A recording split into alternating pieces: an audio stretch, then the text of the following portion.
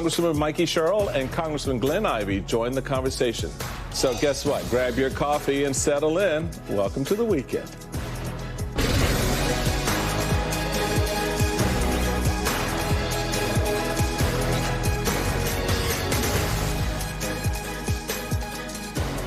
Breaking overnight, the Supreme Court has ordered the Trump administration to halt efforts to deport alleged Venezuelan gang members under the Alien Enemies Act. The 1798 law gives the president broad wartime authority to deport non-citizens based on their country of origin. But the Trump administration is attempting to use the law outside of wartime and against non-state actors.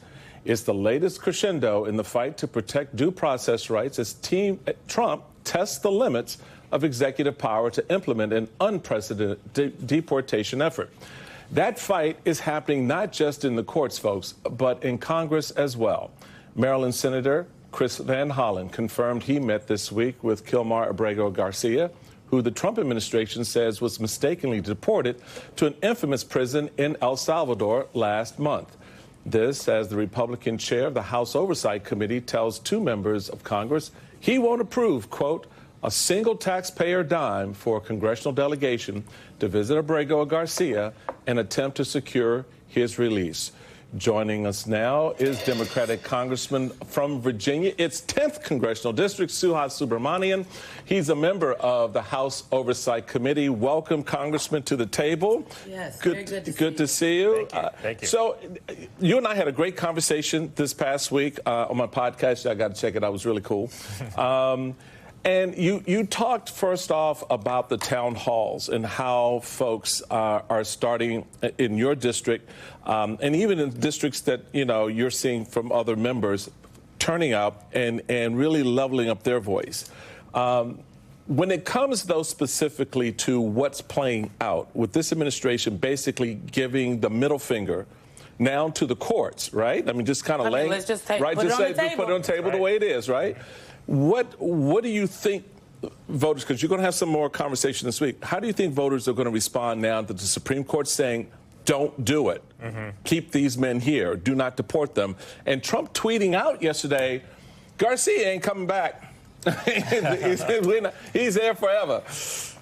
You know, it's interesting. I actually, a Republican came to, several Republicans did, and they said, you know, the stuff you've been saying about civil liberties, I actually agree with that. And we've seen more Republican influencers publicly say, yeah, I don't know how I feel about them taking these people to El Salvador just because they're saying the wrong thing or wearing the wrong tattoo, right? So you're starting to see a little bit of, you know, at least like an admittance that something's going wrong, that something has gone awry, that the Constitution's being violated, because it clearly is, right? Even the Supreme Court is sort of knocking some of this stuff down, a majority Supreme Court. But yeah, you know, that's why I do these town halls, is because you hear from everyone, not just Democrats. And in this case, when you're starting to see Republicans getting worried about what the administration is doing, that's a sign that, you know, maybe we're having a conversation. Right? The constituents are extremely worried. I mean, we have just a mashup, if you will, of what people across the country have been saying at these town halls. Take a listen. We absolutely are in a constitutional crisis. I think every Democrat in Washington needs to have a fire lit under their ass. It seems like the Republicans throw out ugly words and amoral behavior, and all the Democrats have is outrage. I don't believe that you have pushed hard enough. I don't believe that you have thought large enough. As was our late John Lewis, but he had ventured in going and causing good trouble. So my question to you is, of everything that's happening, what is your focus and your trouble, good trouble? Give you time to say. I just want to note that Hillary Scholten's town hall was in Granville, Maryland. We had sound. Hillary Scholten was the representative. We had sound from a town hall in Westbrook, Maine. Okay, sound from a town hall in Crystal Lake, Iowa. These are people all over the country. These are not folks in the Beltway, if you will. I think the people are paying attention, and oftentimes it really does not feel like that. The weight of the news this week particularly, I know I was feeling it, okay? This week drained me. But the people, they are speaking up and paying attention. Yeah, I mean, this country does not want to become Russia. The people of this country do not want to become an authoritarian country. I think the way I've tried to make sense of all this is if you look at it as Trump is looking to Putin as like a mentor, then it starts to make a little more sense. This is what happened in Soviet Russia, right? They had these gulags. They'd send people out. At first, it was the criminals, right? And then all of a sudden, it was sort of people that were saying the wrong thing, doing the wrong thing. And then it was neighbors tattling on their neighbors, right? It's what's happening in El Salvador right now. Exactly, yeah. So El Salvador has become the gulag, right? And so you send them to El Salvador, say you can't get them back, right? They're out of sight, out of mind, hopefully. And this is how democracies slide, right? So that's why Democrats are making, or should be making, a big deal out of this, right? That's why we're not letting this go. We're not letting any of these attacks on our Constitution go. They're going to flood the zone with unlawful and unconstitutional things. We got to flood the zone back by fighting every single one of them. And let's not forget that the people, the folks in El Salvador, it's not just Kilmar Abrego. Like maybe the other folks there did bad things, right? They were not as innocent as him. Well, the New York Times, I will note, the New York Times and CBS has reporting, and they both noted in all the documents they reviewed, 75% of the people there did not have a criminal history. In this country, everyone deserves their day in court. Well, that's the point. To that point, Senator Chris Van Hollen, who's my U.S. Senator from Maryland. Now everybody want to claim Van Hollen. Well, I can, because he's actually from the state. And he and I have been buddies a long time. But so when he did this venture, when he went to make the statement and to make the point, I have to admit, I was a little bit surprised that the government, Salvadorian government, responded the way it did.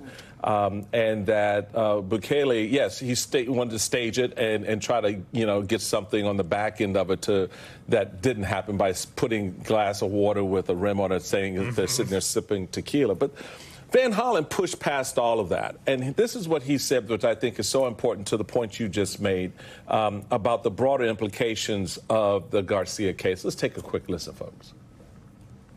This case is not just about one man. It's about protecting the constitutional rights of everybody who resides in the United States of America. If you deny the constitutional rights of one man, you threaten the constitutional rights and due process for everyone else in America. And that is enough. So, my wife and I have been having this discussion, and our voice level in the House is very high because we're both agitated at the fact that what we're seeing happening is what Van Hollen says, the stripping away of our constitutional rights. It doesn't matter, right, whether Abrego was Mother Teresa or the hardest known criminal, Al Capone, right?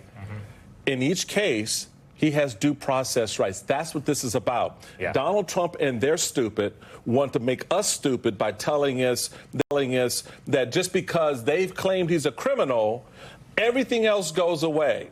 So wake the hell up, America, because the point of it is it doesn't matter whether or not he's a criminal. It doesn't matter whether he's MS-13. He's here. Our Constitution protects him. He has due process rights. That's the bottom line, right? That's it. And, in Russia, at first it was the criminals, and then it was the political opponents. So today it's Kilmar.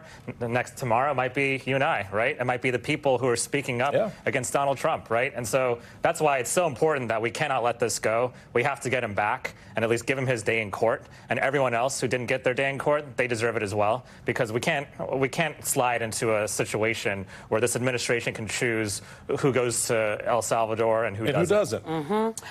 Earlier this morning, the ACLU responded to that Supreme Court ruling about their clients, and they noted these men were in imminent danger of spending their lives in a horrific foreign prison without ever having had a chance to go to court.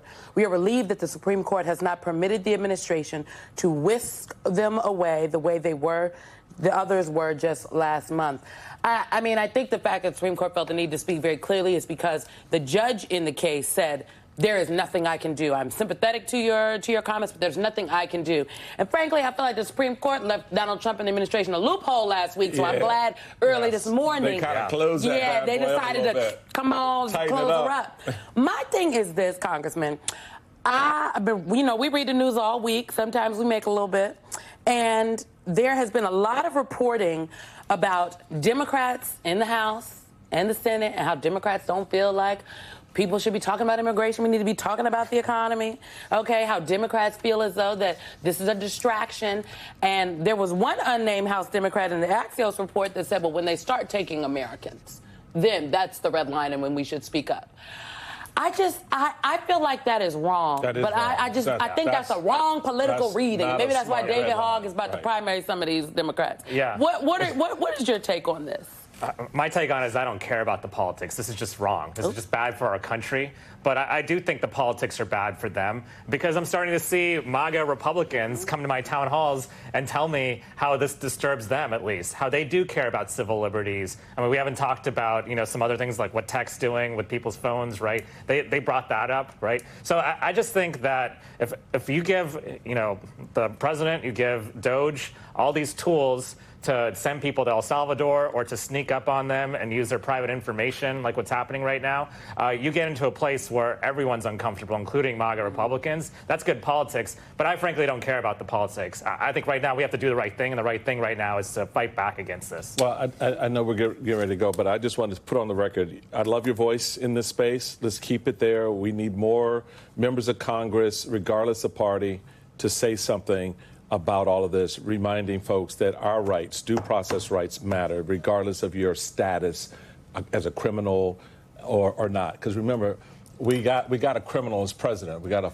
34-time convicted felon in the White House who's, looking down on folks who aren't. So, Congressman Suha Subramanyam, thank you very much for your time, and we hope you will come back. Thank you. We are going to continue this Supreme Court conversation.